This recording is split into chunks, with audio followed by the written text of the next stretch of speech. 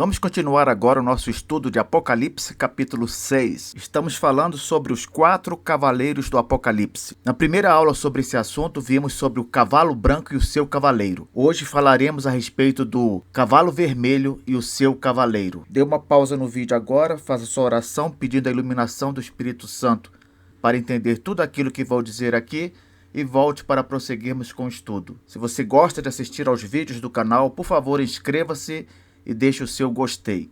Vamos lá, Apocalipse 6, versículo 3. Quando abriu o segundo selo, ouvi o segundo ser vivente dizendo: Vem. Observe que o Cordeiro agora vai liberar o segundo evento. Um evento que vai transcorrer durante toda a era da igreja, assim como os demais eventos. Este evento, evidentemente, será conduzido por Cristo, e o segundo ser vivente, que é um dos anjos que ficam ali sempre próximos ao trono de Deus Pai, convoca solenemente os respectivos cavalo e cavaleiro, como fez o primeiro ser vivente na abertura do primeiro selo. Versículo 4. E saiu outro cavalo vermelho, e ao seu cavaleiro foi-lhe dado tirar a paz da terra, para que os homens se matassem uns aos outros.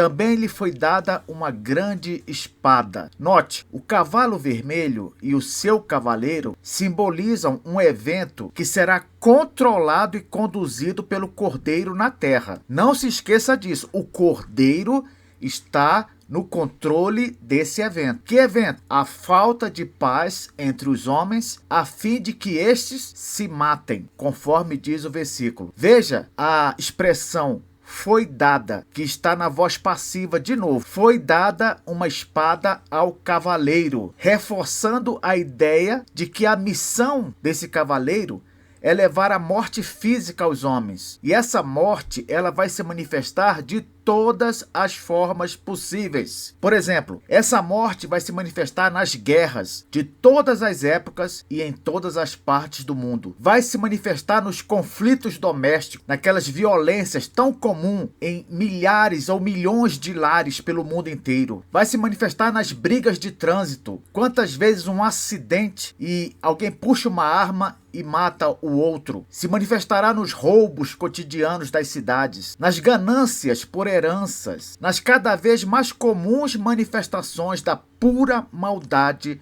que nós vemos todos os dias nos telejornais. Vai se manifestar também nas batalhas por poder. Aqui eu separei várias imagens que ilustram os exemplos que eu acabei de dar. Vemos aqui os ricos se refestelando com dinheiro obtido por meio de corrupção, enquanto inúmeras famílias morrem de fome, morrem na miséria. Vemos também os ímpios ou não crentes zombando o tempo todo dos cristãos. Isso é algo que acontece desde os tempos antigos. Podemos até citar aqui o episódio da Arca de Noé, quando as pessoas, os contemporâneos de Noé, zombavam dele enquanto ele e sua família construíam a arca. Vemos também a justiça agindo em prol dos corruptos, defraudando os menos capazes, os pobres, os sem recurso. Se tornou algo comum também, roubos e roubos o tempo todo, pessoas passando e tomando o celular dos outros, como se fosse a coisa mais comum. Assassinatos sem fim, casais se separando, brigando, não conseguem se entender, abrem mão do casamento como se fosse a coisa mais fácil do mundo, e os filhos, como sempre, sendo prejudicados. Voltando à violência doméstica, pais e mães agredindo violentamente seus filhos,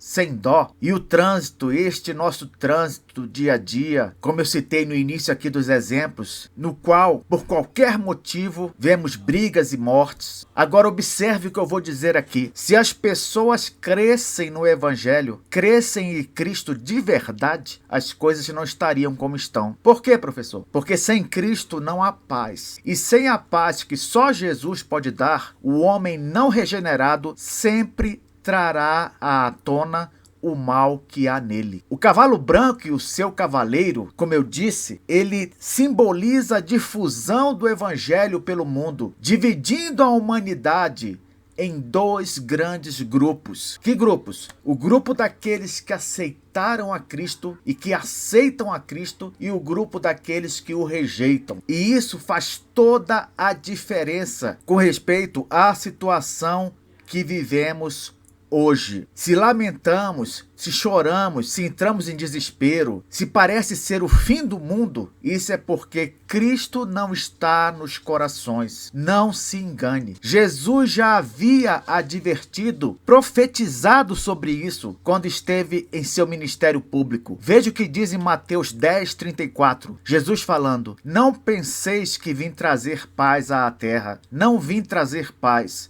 mas espada.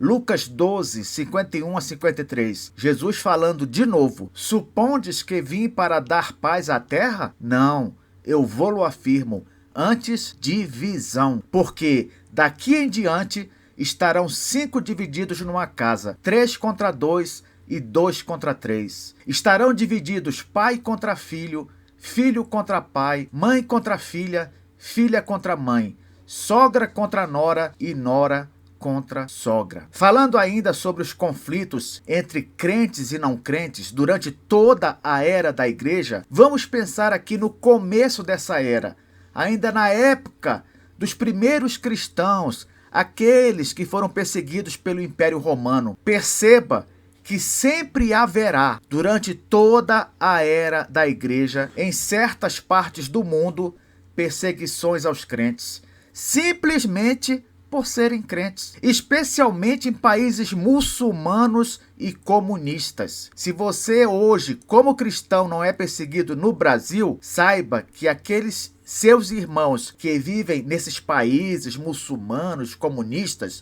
não têm a mesma sorte, porque são perseguidos dia e noite. Resultado do quê? Resultado da rejeição do Evangelho, resultado da rejeição de Cristo como Senhor. Não podemos esperar atitude diferente daqueles que não creem em Jesus. Em segundo lugar, observe também que a falta de aceitação do Evangelho faz com que a falta de paz, os homicídios, todo tipo de problema, sejam uma coisa comum neste mundo. Essas são consequências naturais da falta de Jesus nos corações. Por fim, repito, o versículo diz: foi-lhe dado tirar a paz da terra para que os homens se matassem uns aos outros. Essa expressão confirma que tudo isso faz parte do plano divino. Não se desespere, não perca o controle, porque nada escapa da soberania de Deus. E no caso aqui, é a segunda pessoa da Trindade, o Filho, quem está no leme deste navio. Jesus está no comando.